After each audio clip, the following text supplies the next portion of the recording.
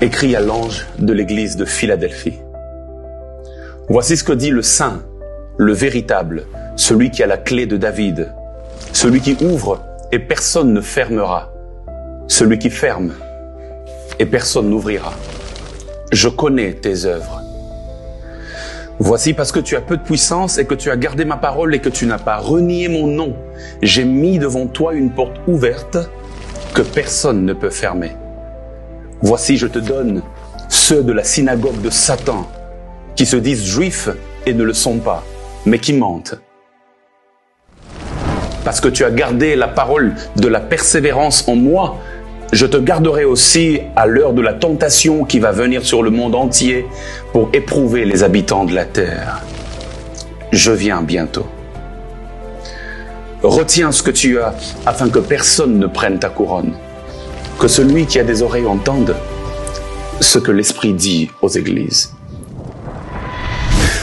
Écrit à l'ange de l'église de Philadelphie. Invitez et faites venir d'autres personnes. J'en ai la grande assurance, Dieu veut et va nous faire beaucoup de bien. Que Dieu vous bénisse. Yeshua, merci d'être avec nous ce soir. Merci d'être l'initiateur, mais aussi le centre de ces programmes. La Bible dit dans Proverbe 16 au verset 4 que tu fais tout pour un but, une intention première, une finalité, une idée finale mais connue d'avance. Alors laisse que le but pour lequel tu as voulu ce programme et qui a commencé déjà à être atteint, non seulement puisse l'être, mais puisse l'être au maximum. Merci pour cette merveilleuse, riche, enrichissante et profonde parole que nous avons entendue. Seigneur, aide-moi à ajouter un petit rien comme un complément pour ta gloire et pour l'édification de cette multitude ici en live et celles qui nous suivent virtuellement. Et quand tu auras exaucé cette prière, laisse que l'honneur, la gloire, la majesté, la splendeur ne reviennent à toi, qu'à toi seul. Au nom de Jésus, quelqu'un m'aide à dire Amen. Que Dieu soit béni. Nous reprenons nos places. Est-ce qu'on peut apprécier les couples Mugongwa? Que Dieu soit béni.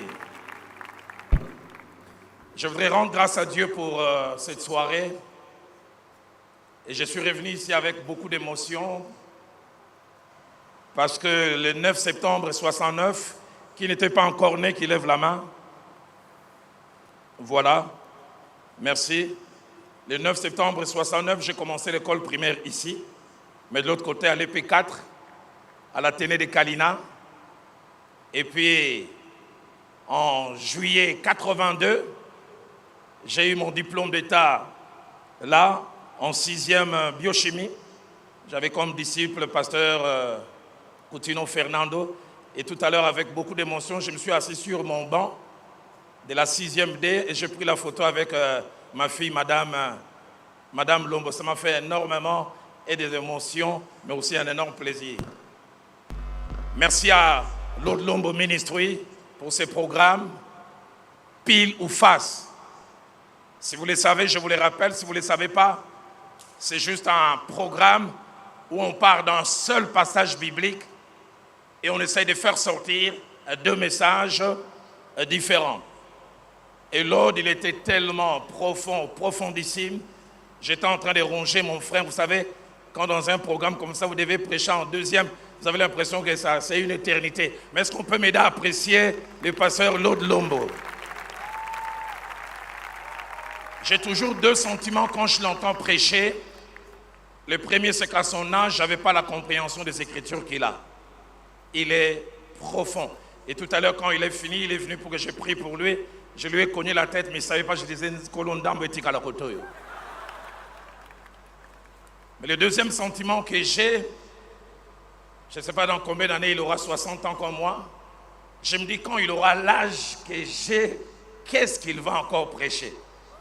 Est-ce qu'on peut m'aider encore à apprécier cet homme? Je ne suis pas venu seul, je suis venu avec celle qui m'accompagne depuis 32 ans. Elle a les plus beaux cheveux blancs du monde. Maman Viviane, lève-toi.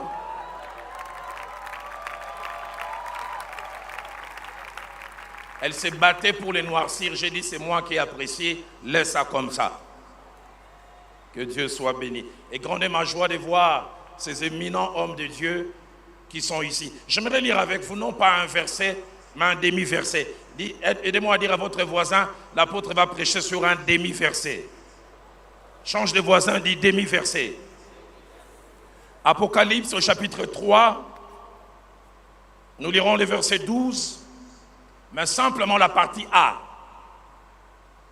Apocalypse 3, verset 12, la seule partie A. Celui qui vaincra, je ferai de lui une colonne dans les temples de mon Dieu et il n'en sortira plus. Celui qui vaincra, je ferai de lui une colonne dans les temples de mon Dieu et il n'en sortira plus. Je voudrais aussi ajouter un passage que j'utiliserai tout à l'heure, Ésaïe au chapitre 40, versets 1 à 2. Consolez, consolez mon peuple, dit votre Dieu. Parlez au cœur de Jérusalem et criez-lui que sa servitude est finie, que son iniquité est expiée, qu'elle a reçu de la main de l'Éternel au double de ses péchés. Quelqu'un me dit Amen. Je voudrais principalement, partant de ces demi-versets, nous ramener à 2000 ans en arrière pour faire justice à ces textes. Nous qui les lisons aujourd'hui, parce que ce n'est pas à nous que ça a été adressé principalement, nous avons une compréhension biaisée, pas complète, superficielle, et même des fois absente de ce que Dieu a voulu dire exactement lorsqu'il s'est adressé à l'église de Philadelphie. Mais avant cela, je voudrais poser les fondements de mon message dans 3 directions. La première, je voudrais dire que le message de ce soir ne s'adresse pas à monsieur et à madame tout le monde. Le message de ce soir s'adresse à 2 catégories de personnes. La première, aux hommes et aux femmes, aux jeunes gens, filles et garçons, fatigués de certaines choses, lassés de certaines choses, qui en ont assez de vivre certaines choses et qui veulent que les choses changent. Et du reste, le sous-thème que j'ai donné à mon intervention, c'est le Dieu qui tourne les pages. Le Dieu qui tourne les pages. Donc ça s'adresse premièrement à cette catégorie des personnes lassées, fatiguées, qui ont un ras-le-bol de certaines situations, de certaines conditions. Mais deuxièmement, aux hommes et aux femmes fatigués de la dépendance, fatigués des dépenses des autres, mais aussi, comme nous le verrons tout à l'heure, fatigués de l'instabilité. Mon pasteur, le feu Jacques-André Verneau, nous enseignant un jour, il a dit, celui qui n'est pas fatigué de sa condition présente n'est pas éligible pour la condition future. Tu dois être fatigué de certaines choses aujourd'hui pour que tu expérimentes certaines choses.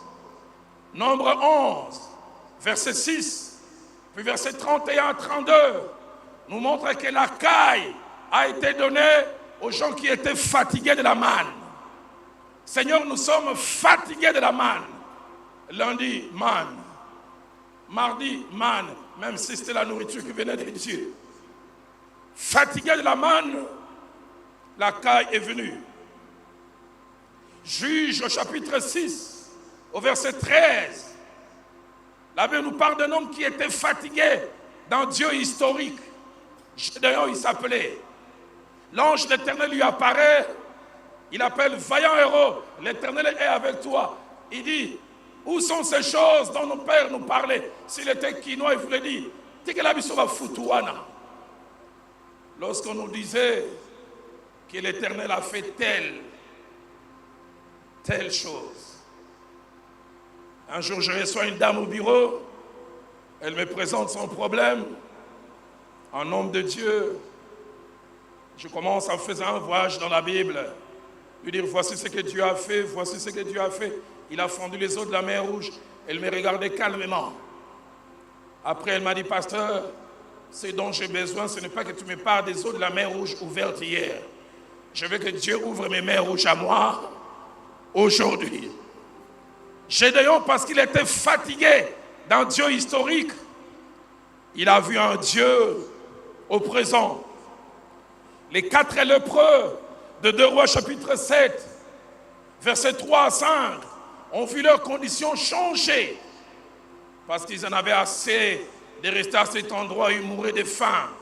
Si nous restons ici, nous mourrons. Ceux qui connaissent un peu l'histoire des Noirs américains a changé aux États-Unis un certain 1er décembre 1955, vers 17h. Une jeune dame noire d'une vingtaine d'années de l'époque, elle travaillait à l'usine, elle s'appelait Rosa Parks. Elle prenait le bus chaque matin pour aller à l'usine et elle revenait. À l'époque, il y avait comme principe dans le bus, parce qu'il y avait la ségrégation raciale. Les Noirs n'avaient pas le droit de rester assis dans un bus tant qu'un blanc manquait de place. Et Rosa Parks dit, ce jour-là, elle était rentrée fatiguée. Elle est allée s'asseoir au fond, en souhaitant que même si les gens montaient, que le bus ne soit pas plein et qu'elle arrive à sa destination finale assise. Mais voilà, plus ils avançaient, plus le bus se remplissait, jusqu'à ce que, quasiment devant elle, elle a fait une prière, Seigneur, que le prochain qui va monter, ça soit un noir. Là, je n'aurai pas l'obligation de me lever. Elle n'avait pas fini sa prière qu'un blanc est monté. En plus, ce blanc est venu juste devant elle. Elle a dit, madame, tu sais ce que tu dois faire. Rosa Parks dira plus tard, cette phrase qui est restée dans l'histoire. Elle n'a pas su d'où c'est venu. Elle s'est levée, elle a dit, nous sommes fatigués de vous laisser les places dans le bus. Nous sommes aussi des humains. Et on l'a arrêté. On a amené le bus au commissariat. Elle a eu un procès de 5 minutes et on l'a mis en prison. Et le lendemain, Martin Luther King, quand il a appris ça, parce qu'il savait que ceux qui prenaient le bus, c'était les Noirs à 70%. Il a dit à tous les Noirs, nous allons boycotter ces bus jusqu'à ce qu'on change la loi. 5 jours après, on a décidé, désormais, les Noirs peuvent monter dans le bus et s'asseoir. Parce que Rosa Parks était fatiguée de laisser des places dans le bus aux autres. J'aimerais dire à quelqu'un, ta condition ne changera pas jusqu'à ce que tu sois fatigué. Et je fais une prière, Seigneur. Amène quelqu'un à être fatigué comme jamais. Que quelqu'un soit fatigué du célibat. Que quelqu'un soit fatigué d'une certaine condition. Deuxième chose, alors que je plante les décors de mon message, le message de ce soir vient nous dire 3 vérités. La première, c'est qu'avec Dieu, rien de négatif, rien de mauvais, rien d'avilissant, rien d'abaissant n'est définitif. Je voudrais encore le répéter, rien de négatif, rien de mauvais, rien d'avilissant, rien de rabaissant n'est définitif. La deuxième vérité que ce message veut nous dire, c'est que durable ne veut pas dire éternel. Durable ne veut pas dire éternel. Et la troisième vérité, c'est que le Dieu de la Bible est capable de choses inimaginables pour tourner les pages de notre vie. J'ai une bonne nouvelle ce soir. et pour toi qui se trouve ici, et toi qui me suis au travers des médias, le Dieu qui a tourné des pages dans ma vie est capable aussi de tourner des pages dans ta vie. Ésaïe chapitre 9, au verset 1er dans certaines versions. Dans d'autres versions, c'est Ésaïe chapitre 8, verset 23 dit « Les ténèbres ne régneront pas toujours sur la terre. » J'aimerais dire à quelqu'un, tes ténèbres ne sont pas définitives. Troisième et dernière chose, alors que je plante les décors de mon message, c'est que ce message, Dieu me l'a donné avec ce triple objectif. Le premier, consoler le cœur de quelqu'un. Et nous l'avons lu dans Ésaïe au chapitre 40, versets 1 à 2. Consoler. Consolez mon peuple, dit votre Dieu. C'est le message qu'il m'a donné. Enlevez la douleur. Parlez au cœur de Jérusalem. Criez-lui. Dites-lui que sa servitude est finie, que son iniquité est expiée. Deuxième objectif de ce message, c'est créer et susciter dans le cœur de quelqu'un qui appartient au Seigneur des attentes. L'une des choses tristes, c'est de vivre sans attente. Luc chapitre 2, verset 25, parlant d'un homme Siméon, il vivait avec des attentes parce que la Bible dit, il attendait la consolation d'Israël. Il attendait quelque chose. J'aimerais vous poser la question, en vivant, vous attendez quoi? Parce que mon Dieu a un rendez-vous avec vous dans le futur.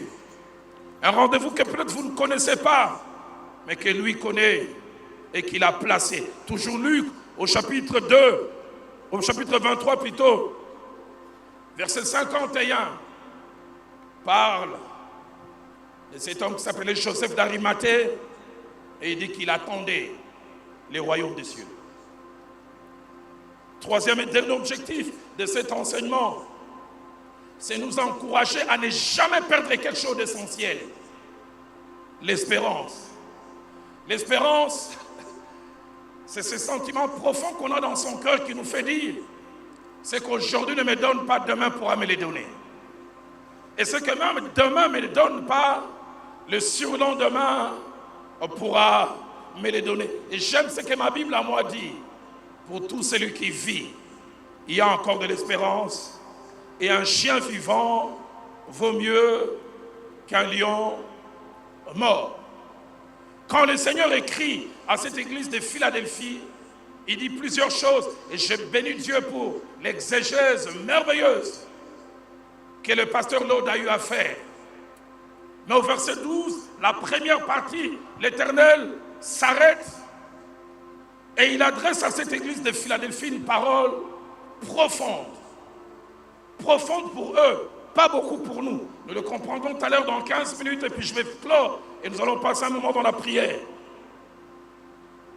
Il dit, celui qui vaincra, je ferai de lui une colonne dans le temple de mon Dieu et il n'en sortira plus.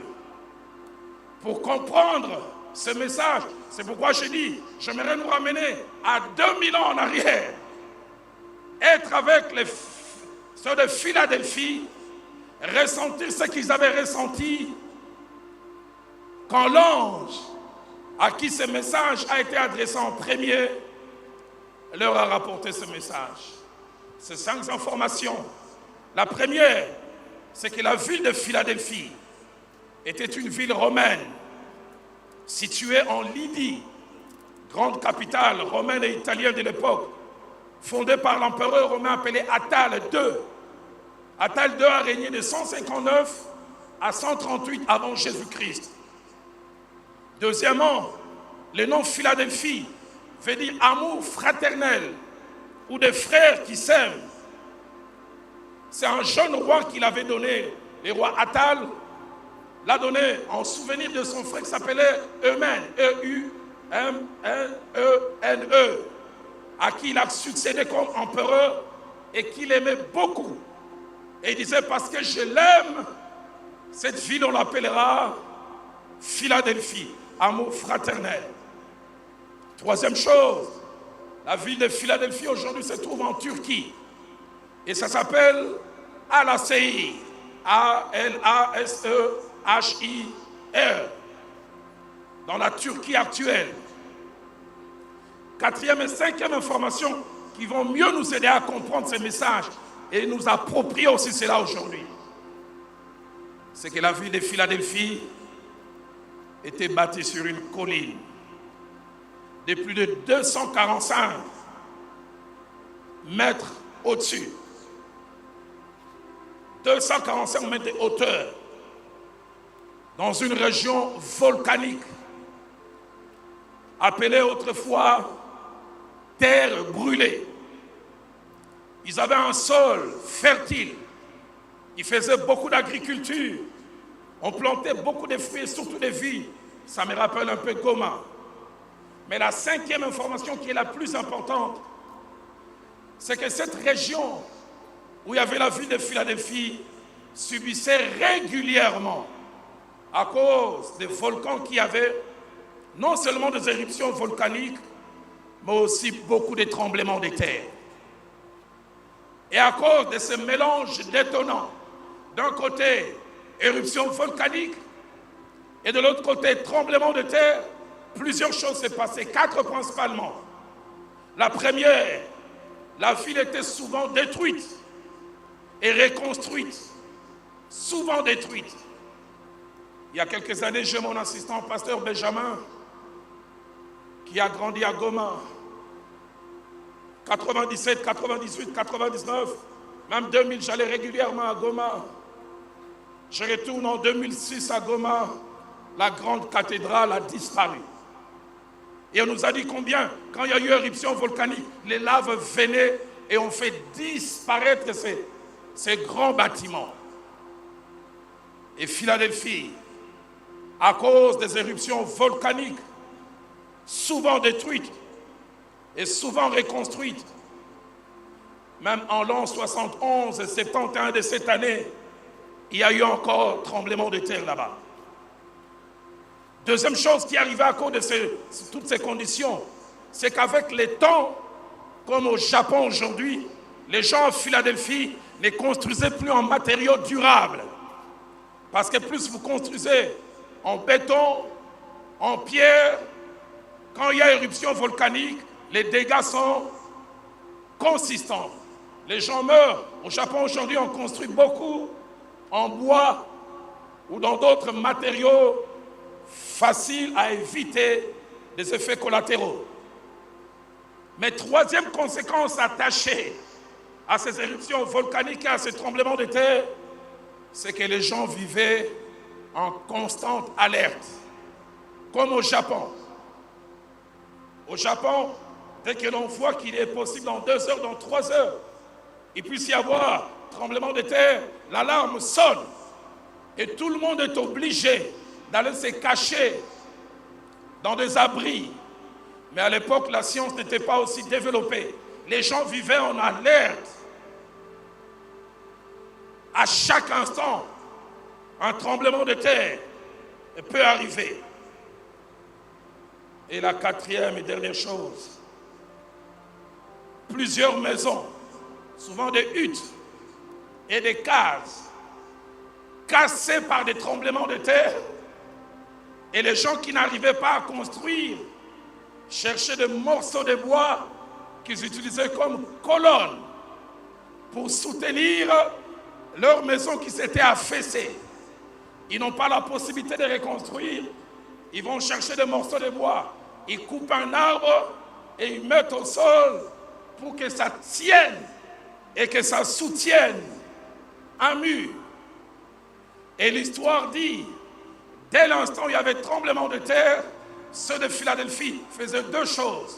Rapidement, ils sortaient pour quitter leur maison, mais ils sortaient aussi pour quitter la ville. Il y a moins de 3 ans, il y a eu éruption volcanique à Goma. Pasteur Benjamin, mon assistant, était encore là. Il a dit même les gens qui avaient le meilleur des maisons dormaient où? Dehors. Ils devaient sortir, ne pas rester, sinon on allait subir les effets. Et quand le Seigneur, écrivant aux 7 églises, il veut s'adresser à l'église de Philadelphie, habitués au tremblement de terre, habitués à voir leur maison cassée, habitués à sortir et à aller se cacher. Et sortir, aller se cacher, c'est le signe de l'instabilité, manque d'assurance. Mais aussi, quand leur maison s'est cassée, ils étaient obligés d'utiliser des colonnes pour le soutenir. C'est pourquoi je dis, je nous ramène à 2000 ans en arrière. Quand le Seigneur s'adresse à cette église, il dit à celui qui vaincra, je ferai de lui une colonne. C'est-à-dire quoi? Vous avez l'habitude d'avoir des maisons soutenues. Votre bien-être dépend du soutien. Mais désormais, vous n'aurez plus besoin de soutien. Vous-même, vous serez des soutiens.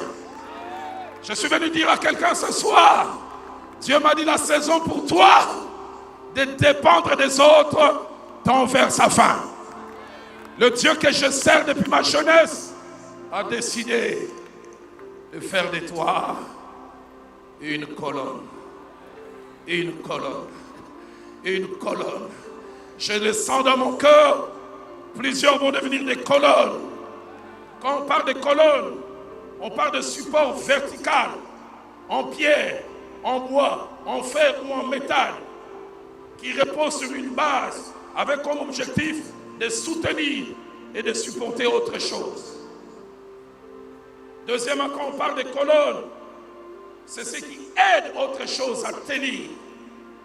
Troisièmement, quand on parle de colonnes, c'est ce qui constitue les principaux supports et assure la stabilité. Habitants de Philadelphie, vous avez souvent besoin de colonnes pour vous soutenir. Mais j'ai décidé dans ma préscience, vous qui connaissez la valeur des colonnes, je ferai de vous-même des colonnes. Je suis venu dire à quelqu'un, ta saison de dépendance est finie. Ta saison de vivre de la pitié des gens est finie. Ta saison où les gens ont porté des habits et te donnent est finie. Ta saison où vous payez le minerval, tu dois aller supplier quelqu'un, se mettre à genoux est finie. Parce que mon Dieu a décidé comme l'église de Philadelphie. Il dit, je ferai de toi une colonne. C'est-à-dire, désormais, c'est sur toi que les autres vont s'appuyer. Celui qui avait besoin d'appui, désormais, c'est sur lui que les autres vont s'appuyer. J'aime ce que Dieu sait faire. Quand Dieu dit, je ferai de toi une colonne, il veut dire, tu seras une personne ressource pour les autres. Tu sais ça, tu seras une personne provision pour les autres. Deuxièmement, quand Dieu dit, je ferai de toi une colonne, il veut dire, je ferai de toi une personne qui pèse tellement et sur qui les autres se reposent. Troisièmement, quand il dit, je ferai de toi une colonne, la qualité de vie des autres dépendra de toi. Je suis venu dire à quelqu'un, Dieu a décidé comme l'église de Philadelphie, tu n'auras plus à dépendre des autres, les autres dépendront de toi. Deux choses que j'aime dans cette promesse des colonnes étranges. Dieu ne dit pas tu deviendras une colonne. Il dit je ferai de toi. C'est moi l'acteur derrière ton défini. Je lève ma main et je prie comme le pasteur l'autre l'a dit. Lui-même, il fait de toi une colonne. On ne saura pas t'ignorer. Les plus courageux reconnaîtront ta valeur, mais les moins courageux le feront derrière, mais le plus important, ils le feront. Aide-moi à dire, il fait de moi une colonne. Je ferai de lui une colonne. Je ferai de lui une colonne. Mais il dit aussi une colonne, c'est-à-dire je lui donnerai des atouts, je lui donnerai un équipement pour qu'il joue ses rôles. Quand il dit je ferai de toi une colonne, il dit je te donnerai ce qu'il faut afin que les autres dépendent de toi. Quand il dit je ferai de toi une colonne, il veut dire je te rendrai incontournable. Quand Dieu a fait de Joseph une colonne, Genèse 41, versets 44 et 57, écoutez ce que la Bible dit. Pharaon dit à Joseph, je suis Pharaon, et sans toi, personne ne lèvera la main, ni le pied dans tous les pays d'Égypte. J'ai pris Dieu qui a comme spécialité de fabriquer des colonnes, qu'il fasse de toi une colonne. Toujours Genèse 41, verset 57, ma Bible a maudit. Et de tous les pays, on arriva en Égypte pour acheter du blé auprès de Joseph. Quand Dieu fait de toi une colonne, on ne peut t'ignorer. 3 autres choses avant que je touche les derniers aspects de la stabilité que l'on prie. La première, c'est qu'être une colonne n'est pas toujours une question de position. Être une colonne est une question de décision de Dieu.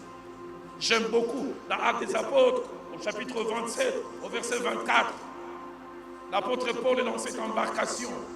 Il est en route pour Rome. Il n'est pas le capitaine du bateau. Il a enchaîné aux mains et aux pieds. Mais le Seigneur lui dit, ne crains pas, je t'ai donné tout ce qui navigue avec toi. Une autre version dit, le futur de tout ce qui navigue avec toi dépend de toi. Mais je ne suis pas le capitaine du bateau, je ne suis qu'un prisonnier. Tu n'as pas besoin d'une position pour être une colonne. Tu peux être le cadet, Dieu fait de toi une colonne.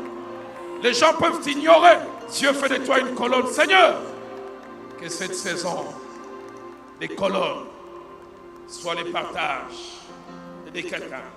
Deuxième et avant-dernière chose, attachée aux colonnes, c'est que lorsque Dieu fait de nous une colonne, il est important, malgré l'humilité, que nous puissions reconnaître cela. Le fait Jacques-André Vernon disait un jour, l'humilité ne doit pas combattre la vérité. Il arrive des fois, l'humilité est tellement forte, on te dit que tu es beau, tu dis non, je ne le suis pas.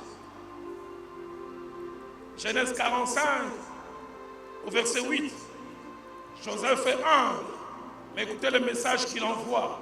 Il dit, l'Éternel m'a établi père des pharaons, maître de toute sa maison et gouverneur de tous ses biens. Une autre version dit, Dieu a fait de moi incontournable dans la maison des pharaons et en Égypte. La version Top dit, Dieu m'a placé comme Seigneur en Égypte. Je prie que tu reconnaisses ta position des colonnes.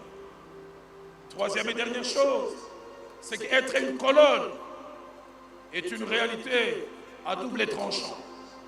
C'est d'un côté un privilège, mais c'est aussi une responsabilité. Quand Dieu fait de vous une colonne, vous devez savoir que la vie d'autres personnes dépend de vous. Les autres s'appuient sur vous et faites attention aux choses que vous faites et que vous ne faites pas. Donne-moi un père de famille qui a conscience qu'il est une colonne. Donne-moi un pasteur titulaire qui a conscience que je suis une colonne, il y a des choses que je ne dois pas faire. Il était une colonne pour Israël, il s'appelait Samson, mais il était léger dans sa façon de se comporter et il a transformé tout un peuple en esclave. Je prie que si Dieu a fait de toi une colonne, que tu saches que si tu cèdes, tous les bâtiments vont céder. Mon pasteur, le frère Jacques-André Vernon, disait, à certains niveaux de responsabilité, il y a des choses qu'on ne doit pas faire. Non pas parce qu'on n'a pas envie de les faire, parce que si on les fait, ça aura de l'effet sur les autres. Donne-moi des colonnes responsables. Donne-moi des colonnes qui ont conscience que si j'agis avec légèreté, je peux détruire à tous les autres. Mais il ne dit pas seulement je ferai de vous une colonne. Il ajoute aussi, vous n'en sortirez plus. Vous qui avez l'habitude autrefois, chaque fois qu'il y avait tremblement de terre, vous fuyez. Il n'en sortira plus. La vraie traduction dit, je ne permettrai plus qu'il sorte.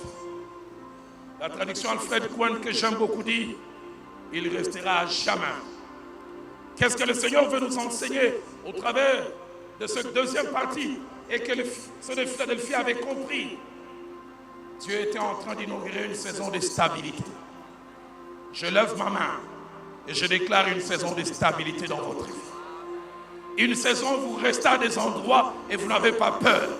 Une saison où vous commencez des choses et des choses durables. Aidez-moi à crier stabilité. Qui dit stabilité, dit les choses qui restent en place, debout, droit et en équilibre durable. Qui dit stabilité dit qui ne change pas négativement, qui reste dans un bon état malgré le temps qui passe. Qui dit stabilité dit qui n'est pas sujet à des fluctuations négatives ou à la détérioration. Qui dit stabilité dit qui est ferme et pas fragile. Notez ces deux choses en rapport avec la stabilité. La stabilité peut toucher plusieurs domaines de notre vie. Je prie que Dieu accorde la stabilité à ton mariage. Que cette vie d'instabilité, lundi complicité, mercredi on se colle la tête, jeudi, vendredi, samedi on est entre in between, et la semaine d'après ça recommence. Je prie que quelqu'un soit fatigué de cette instabilité. Dit Seigneur, je veux une saison où je ne sors plus. Stabilité sur le plan travail. C'est pas que tu commences un travail, tu viens donner une action de grâce, 6 mois après, congé technique, 6 mois après on t'enlève, je lève ma main. Stabilité sur le plan professionnel. De choses qui commencent et de choses qui finissent. Tu commences des fiançailles, tu te réjouis, ça s'arrête. Tu commences une relation, tu témoignes et ça s'arrête. Dieu dit à Philadelphie, non seulement je ferai de vous des colonnes, mais je vais vous faire entrer dans une saison où les choses éphémères vont s'arrêter. Vous aurez des choses qui commencent et des choses qui durent. Il y a 3 jours, j'étais en train de prier et l'Esprit de Dieu m'a montré cette image à 3 reprises d'une jeune fille qui était en train de sucer un bonbon succulent. Mais à peine elle prenait plaisir, on le lui a enlevé. Et Dieu m'a dit, Roland, prie, afin que seuls ceux à qui je donne les bonbons, qu'ils les sucent jusqu'au bout. Et que rien ni personne ne puisse les arrêter. J'ai prié pour une saison de stabilité. Tu ne sortiras plus. Quand j'ai préparé cet enseignement, Dieu m'a dit, il y a plusieurs ici qui ont connu l'instabilité. Et vous devez dire ce soir, papa, je ne dois plus retourner à cette vie. La galère, j'ai connu. Cette vie où il y a manque d'assurance, j'ai connu.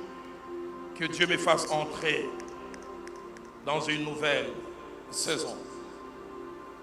Stabilité sur le plan matériel. Rester en place dans ce bon emploi. Occuper ce poste et y demeurer, pourquoi pas, aller plus loin. Stabilité et stabilité et stabilité. J'ai dit ces 2 dernières choses alors que les musiciens reviennent et prennent place.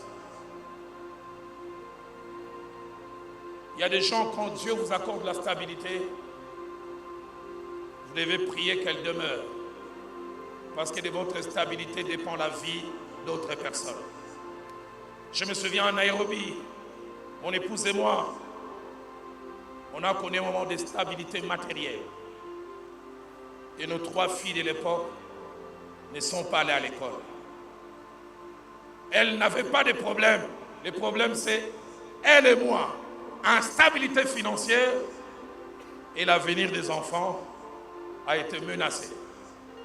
Papa, ton instabilité dans la santé peut affecter la qualité de vie de ton épouse, peut affecter le futur de tes enfants.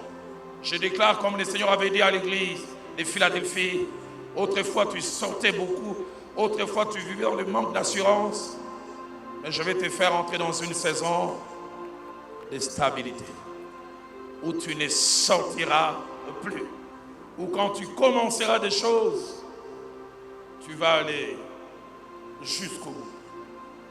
Dernière des choses, la vraie valeur de la stabilité. On la connaît quand on la manque. Des fois, ceux qui sont stables, mariage stable, travail stable, ministère stable, nous n'apprécions pas la valeur de la stabilité. Allez demander aux habitants de Philadelphie, ils vous diront c'est quoi l'instabilité. Tu restes dans une maison, 30 minutes après on te dit éruption volcanique, tu dois obligé de fuir. Appelle, tu reviens, on te dit encore. Ceux seuls qui l'ont n'ont aucune idée. Toi qui as un mari fidèle, demande à celles qui ont des maris volages. Elles vous diront ce qu'elles vivent. Que Dieu me donne en ce jour. Et je lancerai même ces 4 appels tout à l'heure. Quelqu'un qui va apprécier la stabilité que Dieu lui a donnée. Dire Seigneur, merci de m'avoir donné cette stabilité. Mon message serait incomplet. Et c'est là où j'ai rejoint le pasteur l'autre. Certes, Dieu promet, je ferai de vous des colonnes. Il promet aussi, vous ne sortirez plus. Mais il ne promet pas cela à n'importe qui. Il dit, je ferai des colonnes et je donnerai la stabilité à ceux qui vaincront. Il ne suffit pas de désirer d'être une colonne. Il ne suffit pas de désirer la stabilité. Il y a des domaines où tu dois être vainqueur. Vainqueur sur le péché, vainqueur sur la chair. Placer Dieu en priorité et tu le verras. Tu ne seras pas acteur comme pasteur Lode a dit. Il dit, c'est moi qui veux faire de toi une colonne. Je ferai que tu soutiens les autres.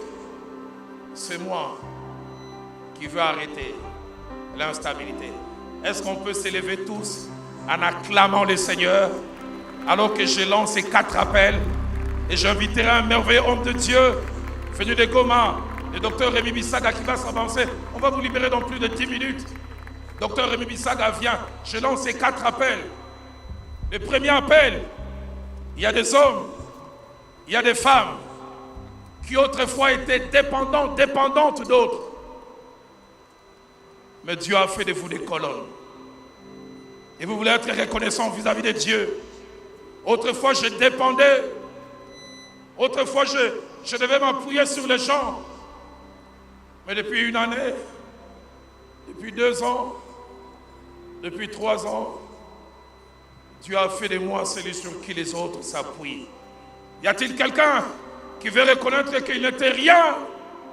Et Dieu a fait de lui une colonne. Je te demanderai de prendre même tes histoires et de venir ici parce que tout à l'heure nous voulons rendre grâce en disant Seigneur merci. Je vivais de la pitié des gens. Je devais supplier. Mais aujourd'hui, c'est sur moi que les gens s'appuient. Les gens dépendent de moi. Toujours dans ce premier appel, y a-t-il quelqu'un ce soir qui veut dire je sortais beaucoup. J'étais instable comme l'église de Philadelphie. Mais Dieu m'a donné la stabilité. Stabilité dans le ministère, stabilité dans la vie des couples, stabilité financière, stabilité matérielle. Et je voudrais le bénir. Il y a 3 jours, mon épouse avec plusieurs personnes a organisé une célébration de mes 60 ans. Quand on est rentré, elle dormait, je me suis éclipsé, je suis allé dans mon bureau. Je pleurais 15 minutes. 15 minutes. Et je pensais à 2 choses. À l'année où je devais avoir mon diplôme d'État. Je ne sais pas comment on appelait ça à l'époque. Il faut signer des souches. J'ai manqué même $10. Et j'ai failli rater les examens d'État. Et c'est notre voisine qui a payé pour nous. Mais je pensais à 2 autres choses. Juste pas très loin. Et là, on a célébré mes 60 ans. J'allais repasser les habits pour un blanc. Chaque lundi, chaque mercredi, chaque vendredi. Allez, en termes concrets, j'étais un domestique. Et quand je voyais ça, je dis ça c'est l'humour de Dieu.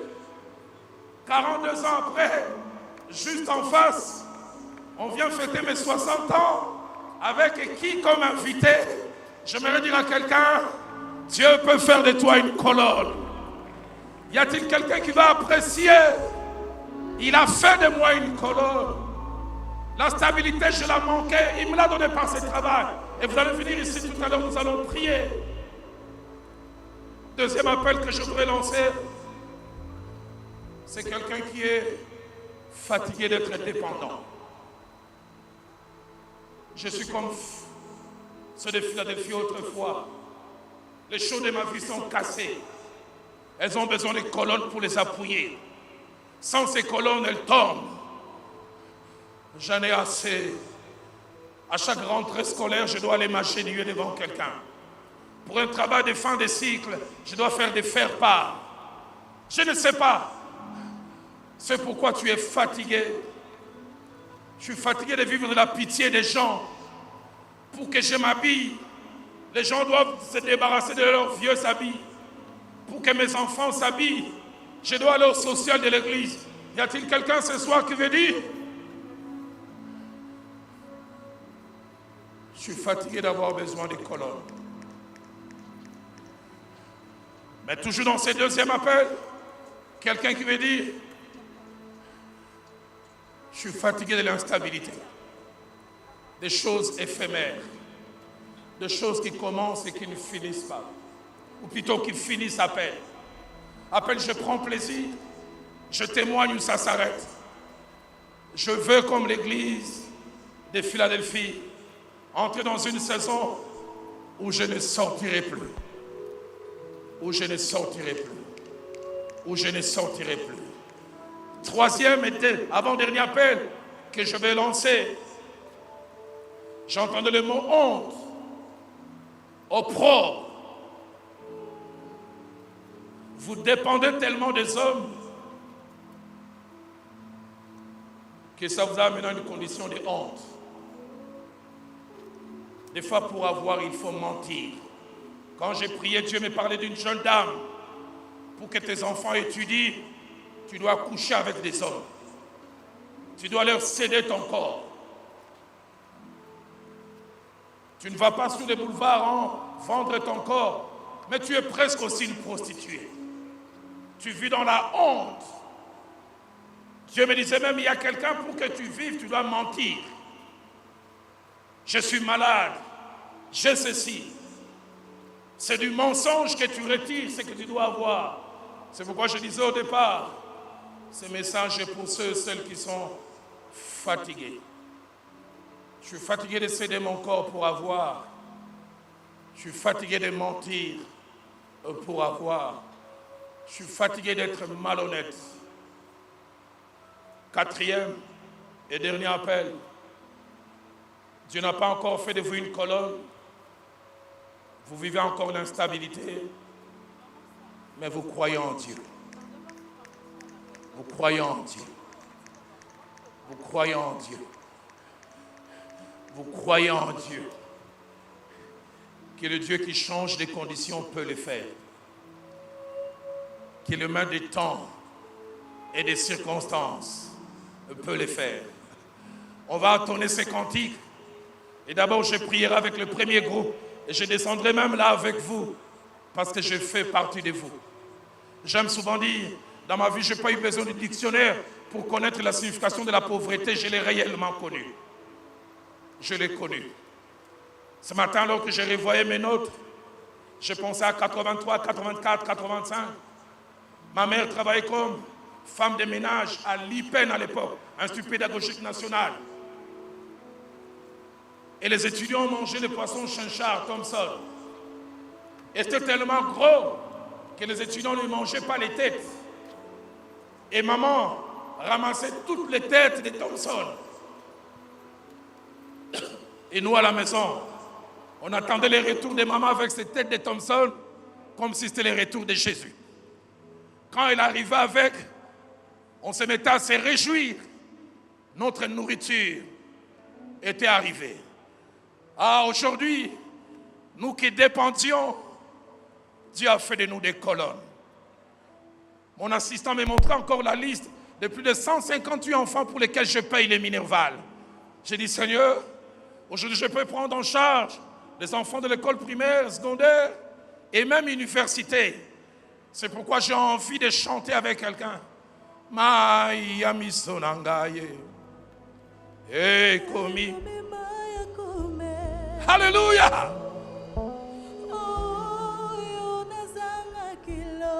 Lelo komi yangai. Kolela oyangaye. Ekomi lelo koseka. Kati kati na esobe. Tu as changé ma condition. Est-ce qu'on peut le chanter encore? Maïna misonangaye.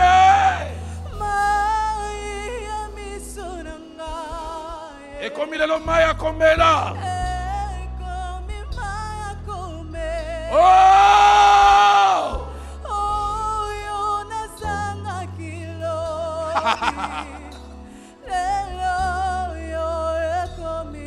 Oh, moninga nanga.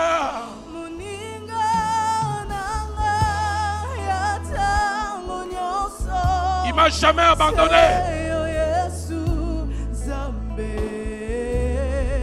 Awanga.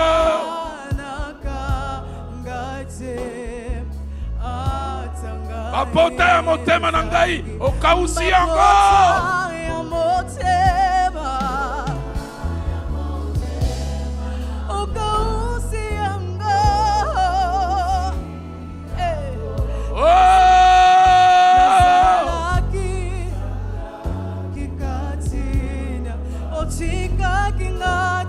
Est-ce qu'on peut le crier encore? Moninga nangai, moninga.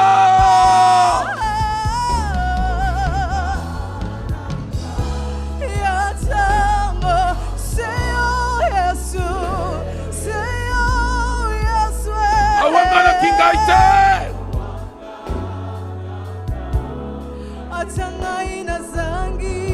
Apote motema nangai okausi yango.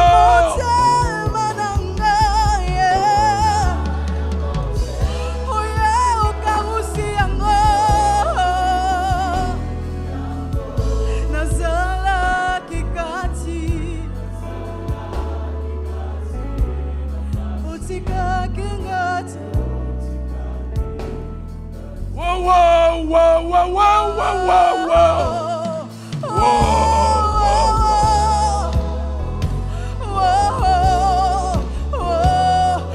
oh, yeah, yeah, yeah, yeah, yeah, yeah.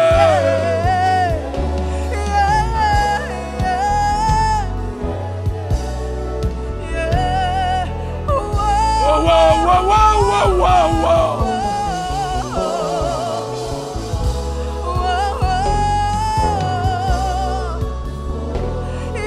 Oh, yeah, yeah, yeah, yeah, yeah, yeah.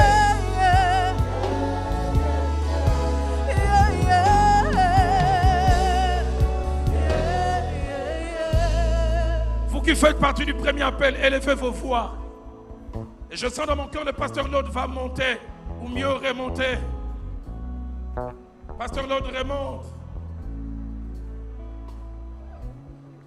La grande prière qui monte dans mon cœur. Garde ton ciel ouvert pour moi. Fais de moi un vase pour ta gloire. Oh, et que ma vie te plaise à jamais. chaque jour. Que chaque jour je meure à tes pieds. Alléluia. Pour t'offrir ma vie, on sacrifie. Alléluia. Comme un parfum De bonheur qui s'offre à chaque instant. Est-ce qu'on peut les chanter encore? La grande prière, c'est pas un chant, c'est une consécration. Oh!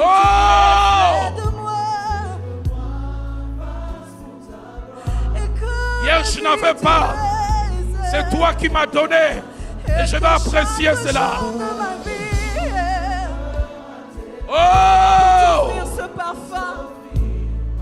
Est-ce qu'on peut les rechanter encore?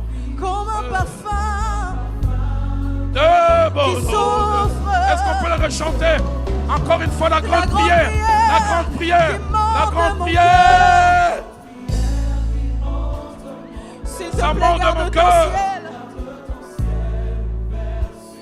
Oh!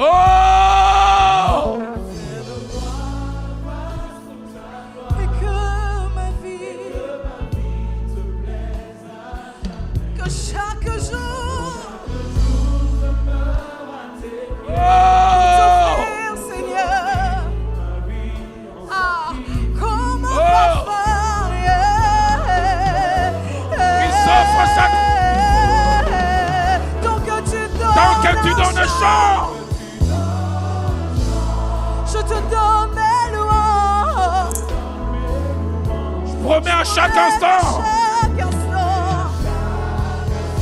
De te chanter Alléluia. avec les ans. Oh, tant qu'il y aura la vie dans ce corps mortel, je ne cesserai pas de t'adorer, oh, de t'adorer, oh, oui. Shabbat, Tu Shabbat. donnes un chant. Je te donne mes louanges.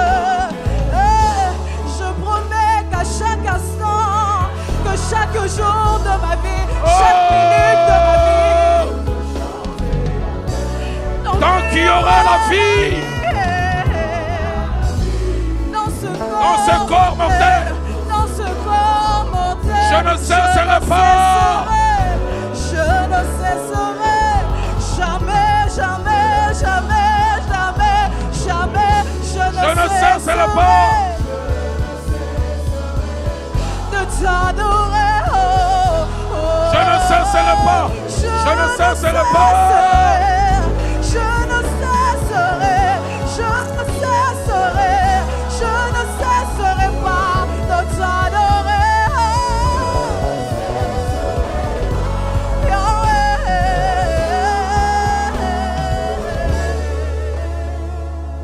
Tout à l'heure, pasteur Lode et Gamaliel, nous chanterons Emmanuel avant que docteur Rémi Bissaga ne vienne. Mais Gamaliel et Lode, donnez-moi 2 minutes. L'Esprit de Dieu me dit, vous qui avez répondu au premier appel, en 2 minutes, reparlez à notre Dieu de votre histoire. Seigneur, ce soir, ce n'est pas Roland Dallot qui prend Air France, qui des fois voyage en business class, qui te parle. Ce soir, ce n'est pas Roland, dont les enfants étudient à l'école américaine, qui te parle. Ce soir, c'est ce petit garçon complexé de la zone qui te parle. Celui qui marchait à pied.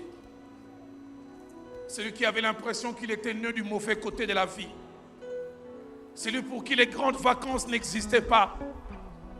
Quand les amis allaient en Europe, en Afrique du Sud, quand les amis s'amusaient, lui venait à Gombe faire les domestiques pour avoir l'argent des cahiers, l'argent pour s'acheter un sac pour aller à l'école.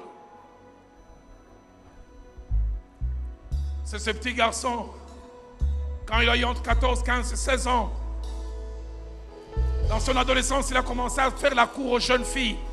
Et les jeunes filles lui disaient, je ne peux pas t'aimer, tu es pauvre.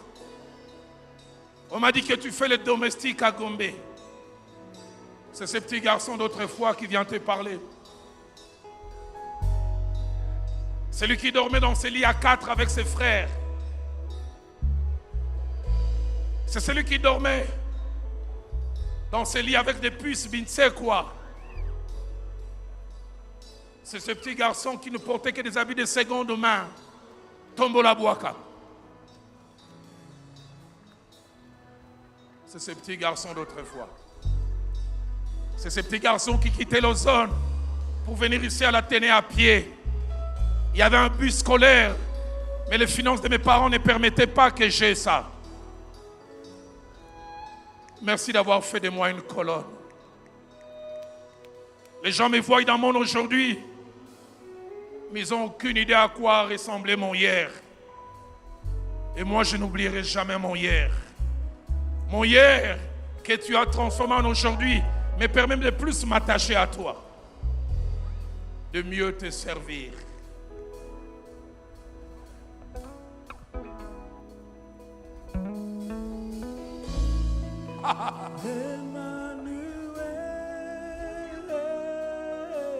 Oh!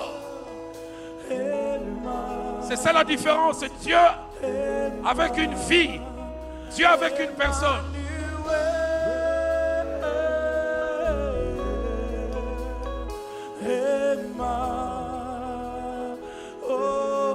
Emmanuel.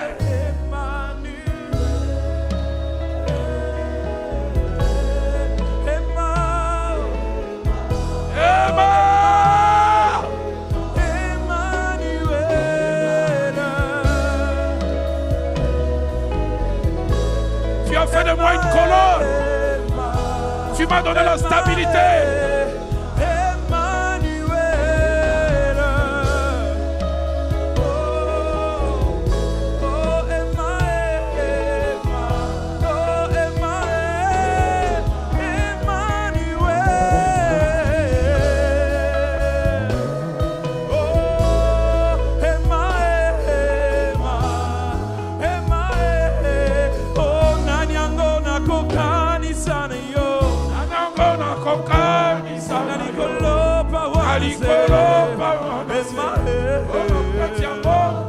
Je connais que toi, ça m'a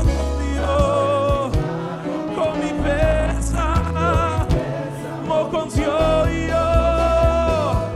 Oh, nandona koka ni sana yo, nali kolopa wana se, Emma. Je ne connais que toi.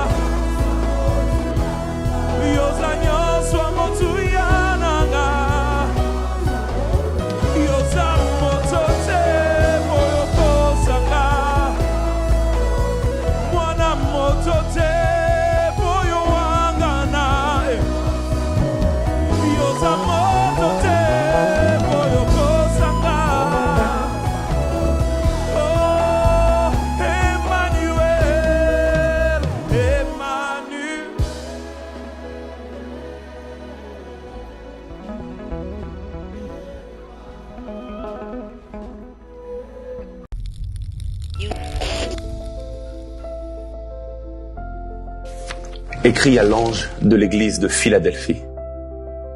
Voici ce que dit le Saint, le véritable, celui qui a la clé de David, celui qui ouvre et personne ne fermera, celui qui ferme et personne n'ouvrira. Je connais tes œuvres. Voici parce que tu as peu de puissance et que tu as gardé ma parole et que tu n'as pas renié mon nom, j'ai mis devant toi une porte ouverte que personne ne peut fermer. Voici, je te donne ceux de la synagogue de Satan, qui se disent juifs et ne le sont pas, mais qui mentent. Parce que tu as gardé la parole de la persévérance en moi, je te garderai aussi à l'heure de la tentation qui va venir sur le monde entier pour éprouver les habitants de la terre. Je viens bientôt. Retiens ce que tu as afin que personne ne prenne ta couronne. Que celui qui a des oreilles entende ce que l'Esprit dit aux églises. Écrit à l'ange de l'église de Philadelphie. Invitez et faites venir d'autres personnes. J'en ai la grande assurance, Dieu veut et va nous faire beaucoup de bien. Que Dieu vous bénisse.